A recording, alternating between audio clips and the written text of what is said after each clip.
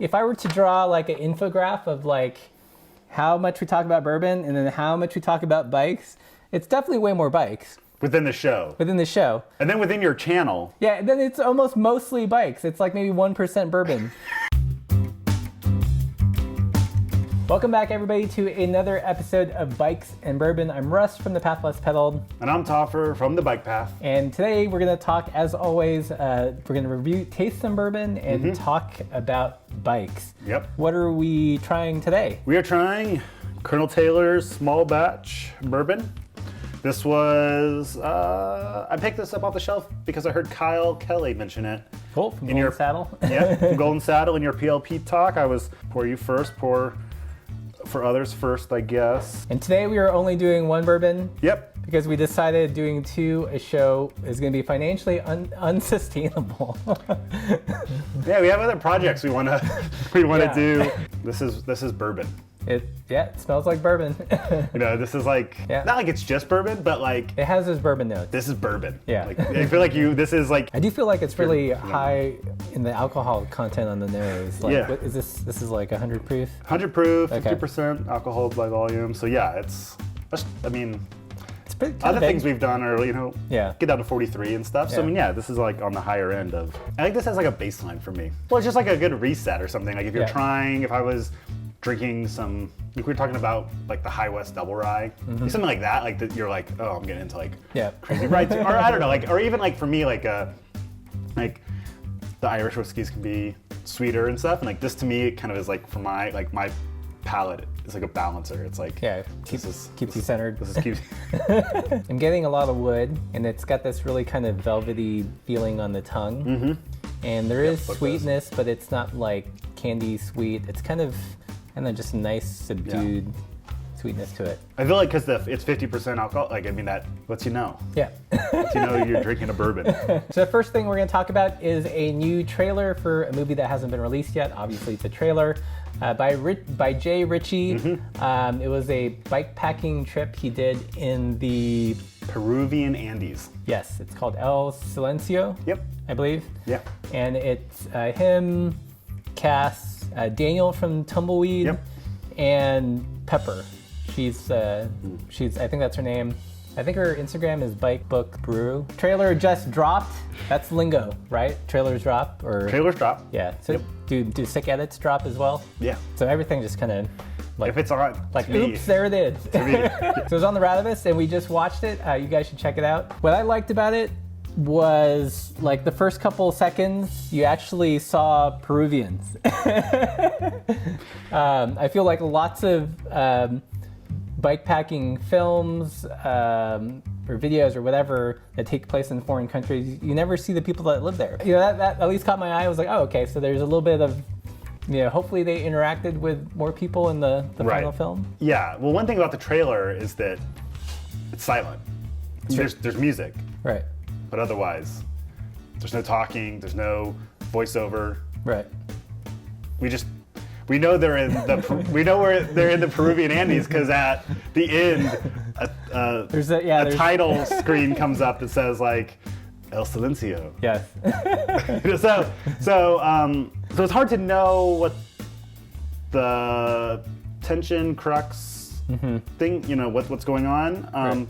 Though if it actually is kind of a more fly on the wall look at like Peruvian life is viewed through people riding their bikes through the landscape and then interacting. I mean, that would be. Yeah. I don't know if you saw Jay's last bike packing film, but the way he described it was like an observational. Was that the one when they were in Mongolia? Yeah. Okay. Yeah, it was with Daniel and Cass again, I believe. And same thing, like very like, I don't think there were any addresses to the camera. It felt very almost kind of, cinema verite in terms of style. It's hard to judge from the trailer, but visually, it looks good. Is it too epic? Was it too epic for you? There's a lot of epicness in there. Like I'm hoping that, like in the final piece, there's going to be character development or learn more about the travelers in the place than just from a distance in the drone. Yeah, well, and that's like Cass does really, like his Instagram feed anyways can be, like makes portraits. So he kind of has an eye for people and kind of studying them and so yeah, I think the kind of the crew there, they bring like an observational approach, and so I think they're all really thoughtful people that went. So I'm hopeful about this one, that it's not just like you know, get rad and camp kind of video. Yeah, so if you guys haven't seen the trailer, check it out. Yeah. We're gonna interview Jay on PLP Talks, I think next week or the week after, talk about the nerdy stuff about, you know, what it takes to go bike packing and film. You know, I'm really curious, as someone that shoots video, like how often did he stop? How much did he have to stage people? Did he say, hey, you guys right there and come back? Or, you know, like how you were carrying a lot of batteries. You know, how do you keep that stuff charged? Yeah, I think that's actually one of the, like, I mean, if there is something to me that sets a film like this apart, can be like, I mean, some of the framing on those drone shots was like really well done. I mean, there's like some nice, like, super way bit far back, like you get roads curving, and I think that's like I've seen like some pictures like that Ryan Wilson did on the Radavist when he was traveling through Peru. He might still be down there, I don't know, but you know, you just see these twisty roads that go everywhere, and Jay shows you those, and it's like these really, so I mean, some of the shots in there like are really beautiful. Jay has a great eye for photography and filmmaking. He's, you know, personally one of my favorites. So I'm excited to see what the finished product is going to be. It's not like a mountain bike brand film. Like a mountain bike, it's not a sick edit. You're right. Like you can see like a mountain bike brand film like from a mile away. It's like, you know, slow-mo helmet, goggles. It's interesting, as someone that makes videos, I feel like now every brand's compelled to like, oh, we've got a new product, let's, you know, make a sick edit. Oh, right. But then I feel like it's done so much. And is that because YouTube and like Vimeo, like pushing out videos is like, that's just another social media platform that you have to hit now? I think that's, it's one of those boxes they have to tick. It's like, okay, we have to post on Instagram, Facebook, now we have to make like a lifestyle video or something. And here's the thing, I feel like early on in the cycling video game, like you could stand out. Like when Rafa did their early stuff, it's like, whoa, I've never seen cycling film like this before. But now like every road brand film looks the same. Right. In some ways, every mountain bike brand film looks the same, and every bike packing. Because there's a lot of copycats. Is kind of what it comes down to. A lot of duplicating styles. Like a style became popular, or a brand had success. But also just a lot of like volume too. You know, it's like every other day there's like a new sick edit dropping. So like it makes me wonder, at what point does it become ineffective? Like you see it so much that you kind of become desensitized. But I think if like brands want to stick out, which is tough also, because I was going to say you need to like cultivate like kind of you need to like buy into people. Like you need to buy into not just like your bikes, but people need to maybe have that connection to your brand through a rider. Right. But then that's a big commitment for a rider and a brand to like, okay, this person is going to be like somebody. Maybe we are a spokesperson, all our eggs in this one basket. Well, like you see that with like, is it like Yeti and Joey Schuessler? Yeah. Yeah, like you see, like they do a lot of stuff together, and it's kind of fun to watch those because like you get a sense of Joey's personality. Right.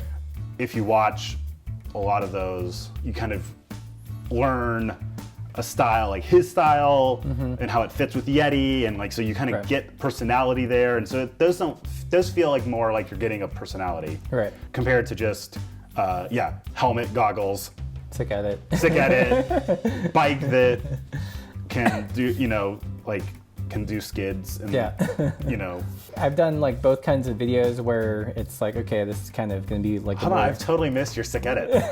I've not done a sick edit in like that sense, but in terms of like a more kind of formulaic brand video, I've done, my focus has been now more on the YouTube stuff, which is like mostly personality driven. Oh yeah. You know? Yeah. And I think, I mean, for me as a creator, it's like it's easier and less stressful to do it, like do a lot of videos but show personality rather than like one sick edit with like big production value and all your eggs in one basket. And I also think it like builds more connection. Like I feel like there's more engagement with the audience in that way. Yeah, I mean there's sometimes like, to take it maybe like to a different social media platform, like when you see like Golden Saddle versus Kyle's Instagram accounts. And sometimes like I enjoy Kyle's more because it's not just bikes. Right.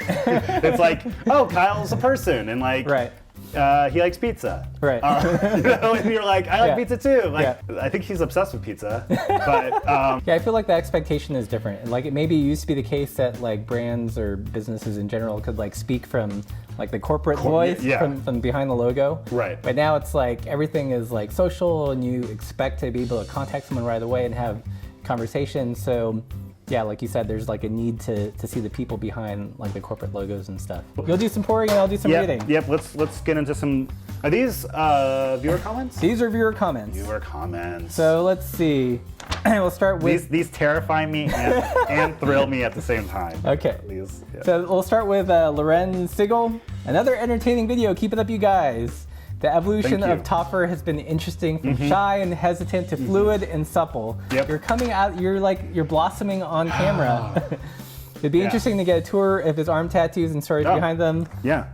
I forgot what arm they were on for a second there. Like my right? No, they're on the left arm. But only after 3 or 4 heavy pours. So we're not quite there yet. Yeah. He says, if I'm coming through Missoula, I will definitely come with Bourbon for a chat. Yeah. And yeah, it can be on the show. Yeah, people, like, we're serious about that. Yeah. You should come and hang out, go on rides. We can take you around Missoula. We're both relatively new to Missoula, but we are quickly kind of learning a lot of the rides that are good, and we're trying to do that. So please, if you're touring or if you're fly fishing, contact us. I don't know how to fly fish. So how has this like whole BikesxBourbon experience been for you? Strange or? Well, I didn't want to mess up your channel. I think it was just like, oh, let's see, like, just don't get fired. Like, you're ruining the brand, man. So quick backstory of how this whole thing started. I've been making videos, getting kind of bored of like the same thing, and getting into bourbon, and discovered this channel, Whiskey Vault. And what struck me about that channel is like the two presenters there, just they talk about bourbon, but there's also a lot of like just shooting the breeze, and it's really entertaining. And I was like, there's nothing like that for bicycling. Right. So I think at one coffee outside, I was like, hey Topher, do you want to drink some bourbon and talk bikes on camera? And I said, of course, but at that point we had only been hanging out for a little bit of time. Yeah. So I think also people are seeing our actual friendship developing too. Yeah. So that part of that is just like us becoming more comfortable with each other. Right. Any podcast or show that you listen to. Right. You have to get in the groove. You have to like kind of figure out how you work with each other, especially talking about different topics. I think that when we first started this, I would email you like a week ahead and be like, what are the topics? What are you thinking about? And I would like send you like a list of like links that I found. And then for today's show, I'm like literally like I biked up and you're like, hey, what about this? And it's like, cool, let's do it. Let's just, I saw that, or wait, I need to watch that again, or like, wait, what are you talking about? Yeah, I literally like just scribbled the 3 things we're gonna talk about today. So I mean, I think my goal for this show is, just to talk bikes with, or present a show that's like talking with your friends about bikes. Yep. Over bourbon if you drink. Yep. Or just casually. Sometimes really fun friends show up, like Allie did. Yeah. And that's fun. So that's kind of the thrust behind it, is just So another comment, Dr. Drew 1979. Speaking of pronunciation, what is the correct way of pronouncing niche? Is it niche or niche? So I looked it up, 3 minutes of research, and I have an answer. Did you use Google? I did use the Google. Is there something else? Alta Vista. Alta Vista, what? Is that coming on a CD, like with AOLs? Yep. I have said it, and I will continue to say it no matter what you get ready to tell me. I have always said it niche. Okay, so I looked it up, and according to Grammar Girl, who is like the font of all grammar knowledge, it's both. Oh. Depending on... Man, this is so satisfying. All of these answers. Further, farther, niche. It's just like... We live in a lawless time. Right. So let's move on to our next biking topic. Bike topic. And that's the conundrum of finding rides. So Topher and I are both new to Missoula, and there's some amazing riding around here. There's mountains and trails and single track and gravel roads and everything. National recreation area. Yeah, just like less than a mile from here. But at least for me, like the quandary has been, like no one posts their rides here in Missoula. Like when I go and ride with GPS, I see lots of people posting routes because they're touring across the country. Yes. But in terms of like a collection of like, okay, these are the classic Missoula rides you should do in town. There's like some verbal instructions, but like who, you know, I want GPS tracks. We are in 2018. Yeah. Like we no longer have to, I mean, that's cool. Writing it on a napkin or like whispering it across a bike shop counter has its mystique and appeal. But also there's something to be said for being able to like, hey, do you know a route? And somebody being able to pull up right with GPS and go, here you go. Yeah, or something like, or something. Yeah, like within the first couple weeks, like I literally went to like every single bike shop. It was like, hey, you know, where should I ride? I'm new to the town, and they're like, oh, you know, go up Holloman Saddle. I'm like, where the is that? I don't know where that is. Right. and then I mean, what's also can be frustrating about that is that somebody says like Holloman Saddle, so you Google it and you find the geographical feature known as Holloman Saddle, right? And then you see 3 or 4 fire roads and these service roads connecting it and going over it, and you're like, well, what's the ride? Like, which one of these am I supposed to take up, or like, what's the preferred route? Like, people do it. Like, where's the beta? Like, what's the route? Like, it's not just so. Yeah, and I think for another reference point, so we're not also, I think when you and I talk about this stuff, we're not just talking about using like Strava or Ride with GPS to somehow track where you went, but we're also talking about the sharing. I've never lived in Portland, and having lived in Seattle, I think I'm supposed to feel a little bit of condescension towards Portland. I was always jealous because I would hear about all of these Oregon websites, and I feel like people in Oregon... There's Oregon Bikepacking, there's Our Mother the Mountain that does these epic gravel rides. Yeah, and it felt like really grassroots, like the Outback ride just felt like it kind of was like riders riding that route or wanting to figure out how to go from south to north, and then they would publish them, and you could find out the route, and you would not just see the pictures on Instagram or through other social media or something. You would actually be able to like go to a website someplace, or there'd be like presentations at Velcult about a route. You know, there was like, okay, let's make a route, let's share it, let's get people riding, and I feel, and like at least for me, like that doesn't happen here. Right. I would just like to know, like see what other places. I mean, maybe it's like maybe your city, your state. Yeah. You know, there's just, I don't know. Yeah, like you mean, are you asking for like a if they have a website, like a regional resource? Yeah, like if they have a regional resource that like a website that you go to and that you and the people that ride in your area. That they use. I just like to see other examples, because like I said, I've kind of been infatuated with some of the Oregon, and I know some of those places, but I feel like... Have you seen the Dirty Roads? Yeah, that's pretty that's cool. the in Colorado. Yeah, so I just feel like there might be some more of these, and it would just be, I just like to look at them, just kind of see how different people present it, because... You know, I know that there's great riding here, and obviously people in town know that there's great riding here, but there's not that, like you said, culture of like sharing, making it accessible. Sharing is caring. Making it like turnkey. Like I don't want to have to dig through like some random person's Strava account. There should be like, that's the other thing. There should be like, you know, a bike shop should have an account, and like these are the rides we do. We're doing this group ride. You know, check out the route before you join us if you want to do it. Right. You know, maybe like practice on your own, then join us. But there's none of that here, which is so weird. So especially there's so much recreational cycling here. Yeah. And I think it's like just culturally, like I think you're getting into, I think that's just part of it. It's just Montanans. Right. They don't like to. It's like just kind of, there's like what is that? Like a individualistic streak, kind of like figure it out. Or maybe they don't want people to know, because then once people know, it can spoil it. I can totally appreciate like the capacity issue if you're gonna like publish a route and it goes through sensitive landscape, but that is not the case here, and like there's not like the population density for a big problem like that. But I don't know. So let us know in the comments, like, do you live in a place that has great riding but no one likes to talk about it, and why, and why do you think that is? Is it because they don't want people to move there? Yeah.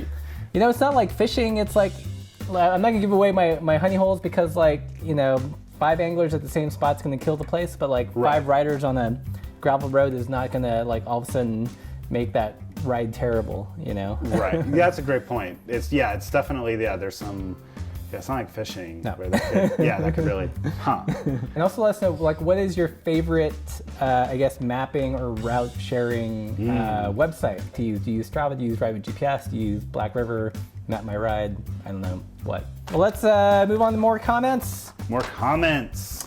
Okay. This is the one that. So Jim Hansen. Stung. Hold on, let me fill up a little bit here. Jim Hansen says, "Hey Russ, I appreciate you guys having fun with this, but can I not respond?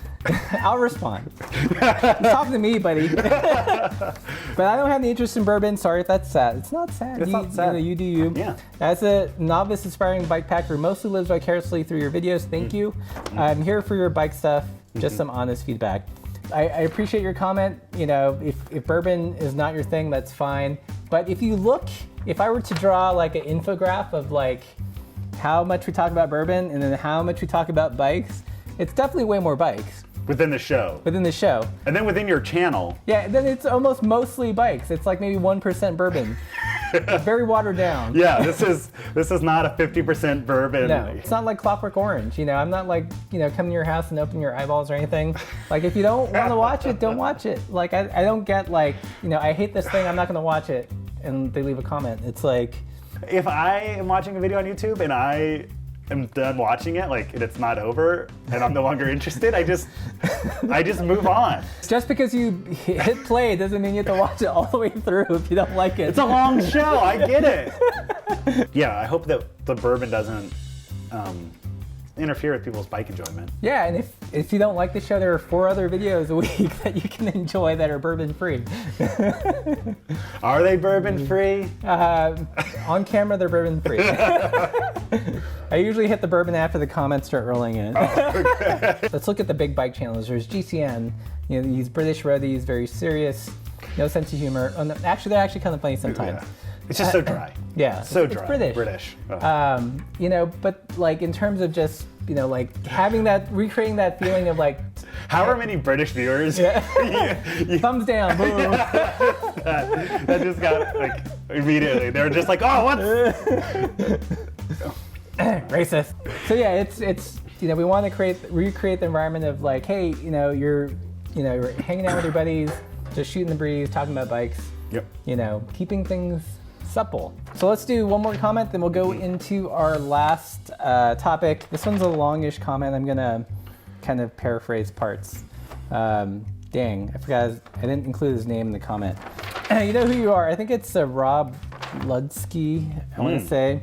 Powerful memory you have here. So he said, man, you guys nailed it on the head regarding creating a third space / building a community. In my experience where I live in Orange County, and I actually lived in Long Beach for a while, not too far from there seems to be a void of any place where a community for bike folks can just hang. What does exist seems so rigidly oriented around the fact that you're either a hardcore roadie, only interested in Hammerfest along PCH, or you're a too cool mountain bike bro. I have to say, that's not just bike shops. I feel like that's like a bike representation in general and like the media. So again, like this channel, like we're trying to break that mold. We're trying to find those people that like riding bikes but don't associate to those extremes. There seems to be very little cross-pollination or acceptance of just wanting to hang out with others, geek out on all the beauties of all types of bikes, and have some fun rides. If only there was a show like that on the internet. And also, I couldn't help but laugh a bit when Topher commented about feeling weird, embarrassed about going into a place and buying a tube just so he could hang out with a few. Yeah. And like, I totally relate to that, because it's like, otherwise you feel like some strange invader in someone's, place of business. So. That's always like the thing. I mean, it's just like your classic, like, the baristas are always really nice to me at the coffee shop. Yeah. And it's like, well, they're supposed to be. Right. Like, that's their business model. Yeah. Like, that's how they get tips, is to be nice to you. Like, they don't want to, like, so they talk to you, and they'll talk to you for like an hour. Because, like, if they tell you to, like, get lost, that's not a good look. Yeah. That's going to get a bad Yelp review or something. Like, yeah, I think, though, that I think there are more places that are trying to cultivate. I mean, like, I know, listening to Kyle's interview that was just up on PLP Talks was like, I'm coming from a bike shop owner who wants to like hang out with people, and right. talking about kind of normalizing people being there all day, just kind of hanging out. They're not needing to be like a reason, but you just want to talk about bikes. And so I think that slowly places are going to start to recognize that you might be hanging out like several times, but then like every so often you'll like drop $100 on new tires for your bike, right. And stuff like that. Yeah. Or that like you have hung out, and so yeah, like when you need new tires, like when you need that kind of that bigger purchase or that new thing, or you're like, oh, I want to try this thing out. You're comfortable talking to them, and so. I don't know. We were talking about a Supple Life manifesto, and I had a conversation with someone who was like, "Well, what is this, Supple Life thing? Do you have to ride 650B tires? Do your tires have to be supple in order to tag the Supple Life?" And initially, I would say, maybe that was the origin of this idea of the Supple Life, but I think since then it's kind of grown beyond just like specific tire size to more of a lifestyle, man. And I have to. Like, before we go into this, I have to stop this. I have to stop this segment already to say, you were talking about the midnight special in the review, and you talked about the supple sensation, and I was just like, I got to that point in the review, and I was like, the supple sensation, like what does that mean? Like what is the supple sensation? And I was like, and then I was thinking like, is that like I don't know, then it also made me think of like a wrestler or something, like weighing in at 100 grams, compass, rat trap pass, no supple sensation. It's supple sensation is like where it feels kind of flat, but it's not. It's supposed to feel like that. The feeling of having it flat. Yeah, Supple Life, there is an aspect of it of, the technical details. Yeah, the technical details. But there's also, I'd like to nurture it into something where it's about, riding bikes, having fun, not being a jerk, kind of chill. Like riding bikes, travel, doing good? Yeah, but different, but suppler. Suppler. I think maybe the community aspect that we're talking about has something to do with the Supple Life. A supple tire absorbs the like rocky road, and like that's like the harsh impacts of life. The harsh impacts of life, and like that's part of the Supple Life is like kind of being going with the flow a little bit. Going with the flow, kind of being able to take some like some rough pavement. Not being too perturbed at the smallest thing. Just kind of chilling out a little bit. I think the Supple Manifesto. Right, we'll keep hammering at that. Yeah, there's a lot of different elements. Actually, I never intended it to be that, but in the comments, people were like, started tagging the Supple Life, or that's your bourbon's really supple, and it was like it became a thing. So I was like, okay, well, you guys think it's funny, I think it's funny. Yeah. We'll make some patches around it and see where it goes. It's hard. This is one thing I've learned about being online and making videos and stuff, is you're not going to please everybody. And it's, if you go down that route, it is one filled with despair. So I'm kind of content with okay, I'm not going to please everyone. Let's create something that maybe a handful of people will get, right? But they'll really dig, the further patch. All the English majors got it. They got the double entendre, that second level meaning. I love that stuff where it's okay, yes, this is what it looks like on the surface, right? But then there's an Easter egg inside, right. And if you know the code, if you know the reference, then you enjoy it even more. And that's kind of this whole Supple Life thing. It's kind of like the theory of three, where one thing is obvious, two things is predictable, and three is where the magic happens. Yeah. Because once you have that third unexpected element, then it's oh, this is kind of interesting. This isn't going where I thought it was going to go. Yeah. And I like that aspect of cycling culture. So, to me, that's one aspect of Supple Life, something that's not clearly obvious, the benefits. It's not the lightest thing, it's not the fastest thing, but there's a other level of enjoyment that it brings. So. All of that just also, you just described parenting. It's all intertwined. Yeah. So I'm sure that made absolutely no sense in explaining what the Supple Life is or what the Supple Life meant. It's a journey. It's not. Yeah. it's not a destination. Yeah, it's a no. Hold on, no. Supple Life doesn't use bad cliches. So strike that from the record. It's something else. Like that, but not that. Right. Well, how are we gonna close this one? Oh, we still haven't worked it out. I like keep the supple side down. All right, you have to say it with conviction, man. We're not gonna say it together though. No. No. Okay. All right. Well, I will lead it in, and you will close it off with the keep the supple side down. All right. All right. That sounds good. Okay. Okay. Here we go. All right. Take two. Yeah. So cheers. Until next time, folks. Keep the supple side down.